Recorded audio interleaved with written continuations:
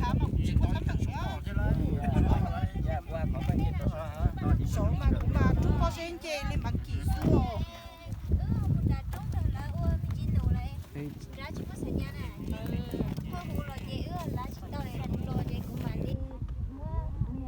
tông là sáng nào chả không có hay được hay còn là sau có chúng ta giờ lấy cho là cho có tôi cho là tận kia lên là chị họ yêu trong một xí cho lì giả thì nó để nhau luôn đâu nó chỉ trong nó đó là cái tụi tôi nó thiết đó là mấy sự nó còn tàu thao khảo đó là cái nó bảo quản nó đi nó giả là có câu cái gì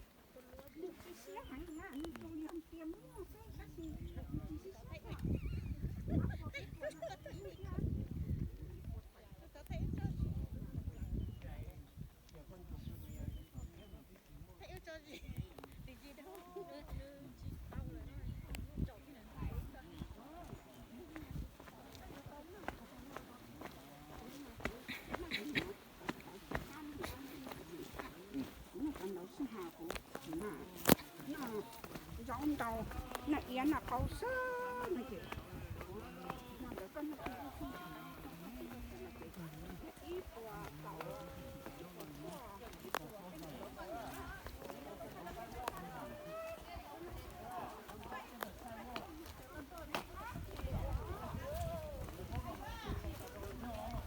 ô rau mông sao vậy? Cái nó rau mông à? rau không nhiều rau ngon à cho nó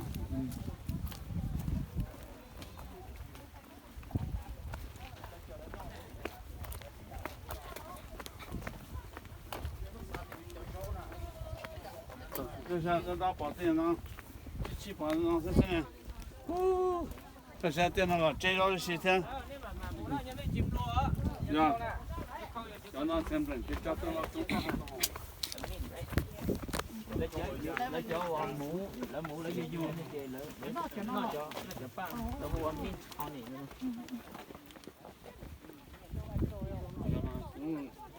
chạy chơi một tuần这么当连着。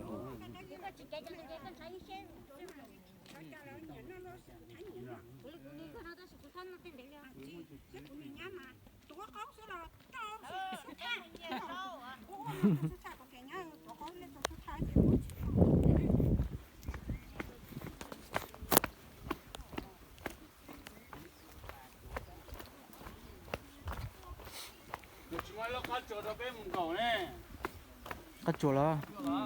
một trong cơ nhất của tao là xin mà họ chỉ tao chỉ nữa tao bây giờ một chỉ tao tao rồi họ tao này tiền cho nó nó kia họ tao chua rồi cái cái gì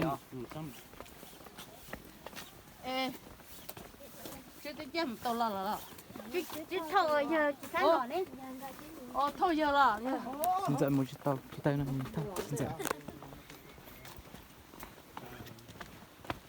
nè cho họ chụp chạy cho đây nó lo một rổ khó nó Tôi chạy nó nè. ô vô Cho can nó nè. cho nó giờ đến đã bây giờ Cho cái chạy cái một trong nó nè. rồi cho đây còn lo cho đây là họ to đó Thế là họ to. Nó chỉ bỏ thế tiền. cái nó lấp lấp đi rồi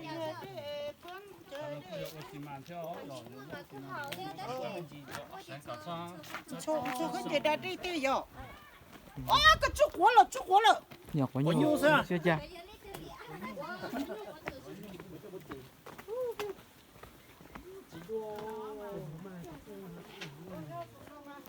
cặp lông không số ta tụi nó tao kỹ sẽ lọc lông không số ta có đâu tỷ lệ do cơ giờ có bên gì muốn đi do cơ tao rồi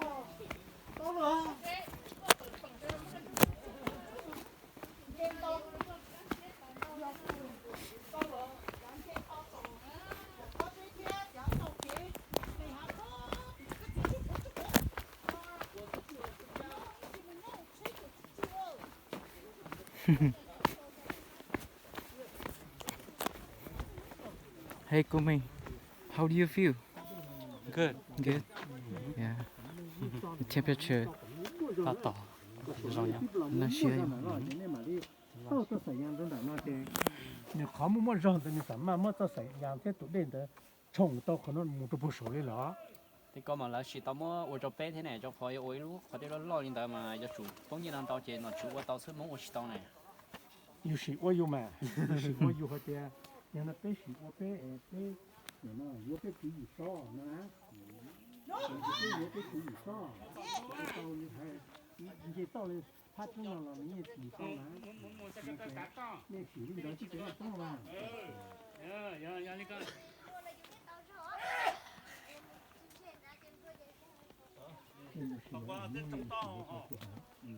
Giờ rau nào là nó rau vậy.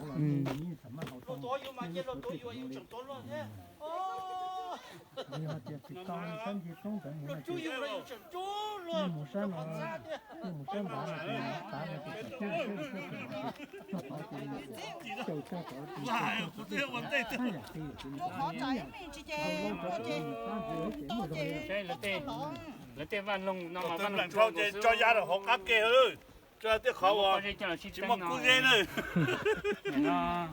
nó mất là cho tổng sai ba bể lúc nào xí lúc là không nhà thay trồng sai trồng ô sao nó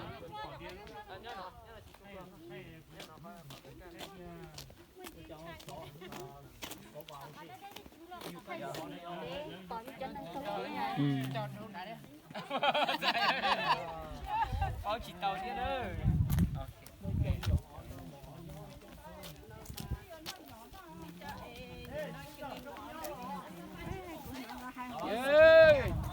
Hey. nhớ đâu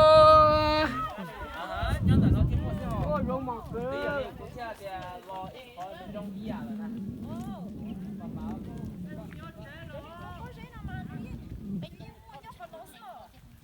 ôi giờ bé con nó chạy nằm thành đâu nhớ nó chạy nằm đó Biết mà. bé cho sao cái ông cái nhân tới à cái nhân tới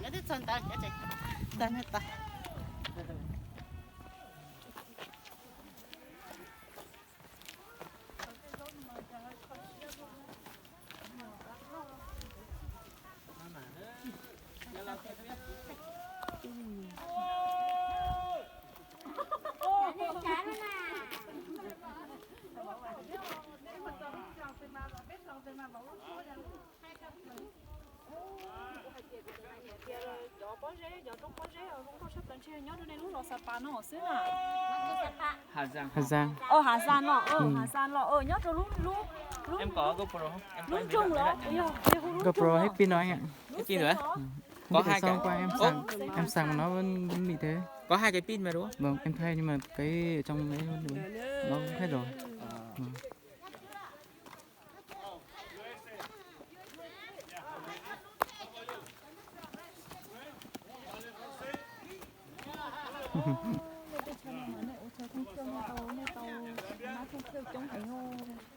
nên giờ có rễ nó không có hiện vô. anh thấy nước nào ấy người mong bên Mỹ ạ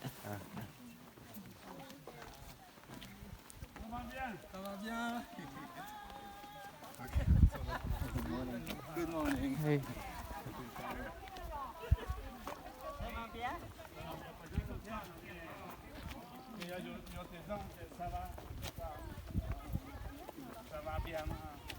ça va giờ là tiền rong khác rồi chỉ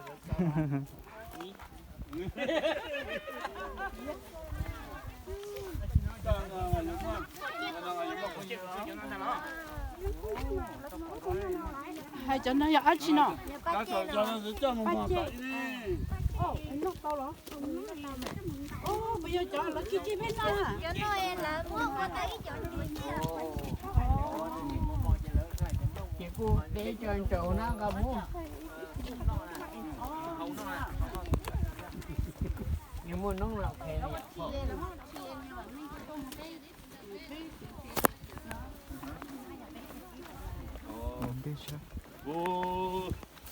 nó sẽ khó cho tiền mà nó tiền太多分了来了不挂这个上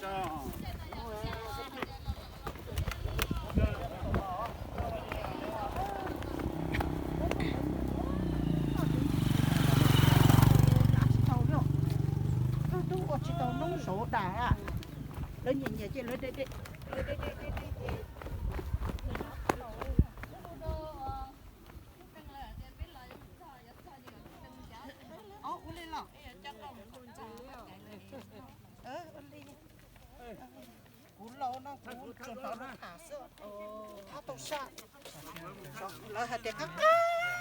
Muốn gì ghét gì chứ? Hello, hello.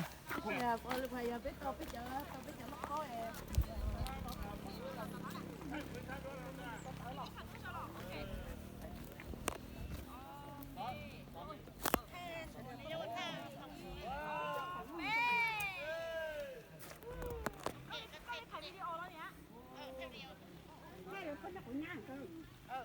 Của nhá, của bác cử.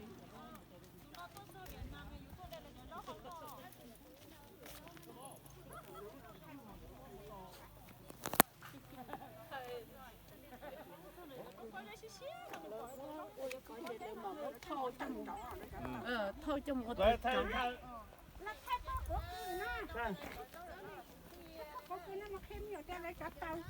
Là giật tài. nó sao nữa?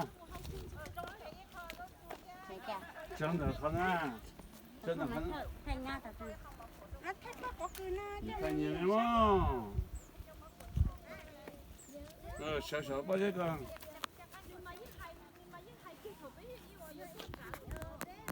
Chẳng vấn đề luôn à.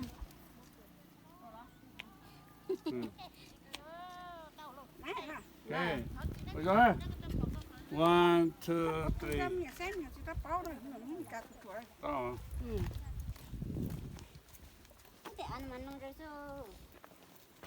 Ăn rồi.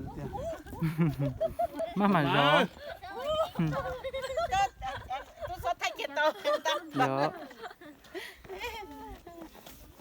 đừng có đừng lúc nát lên cái bỏ anh muốn giấu lọt đi chỉ phải đừng lúc nát đi Thay đây cho tôi thay đúng không? đừng muốn kêu lọt thì như khởi chứ đừng muốn cống thì được phải Ô, 거의 진짜 하얘요, 진짜요. 어이, 따로.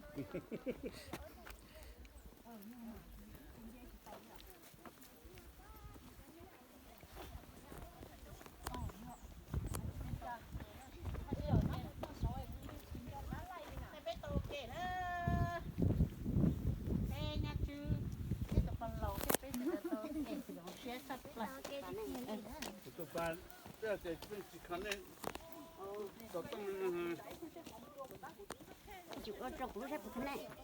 Để của tôi, ta của tôi qua xem. Cho chân bạn này, phải khán lên nhỏ rồi.